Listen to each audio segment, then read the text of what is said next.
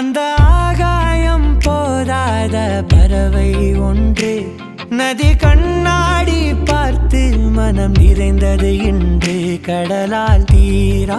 தனது பிள்ளைகளை படிக்க வைத்த ஊராட்சி ஒன்றிய தொடக்க பள்ளிக்கு குட்டி யானைகளில் கொண்டு வரப்பட்ட பள்ளிக்கு தேவையான பொருட்கள். நன்றி மறவாத மரக்கடை அதிபர். திருவாரூர் மாவட்டம் அலிவலம் பகுதியில் கடந்த 106 ஆண்டுகளாக செயல்பட்டு வருகிறது அரசு ஊராட்சி ஒன்றிய தொடக்க பள்ளி. இப்பள்ளியில் தற்போது 121 மாணவ மாணவியர்கள் பயின்று வருகிறார்கள்.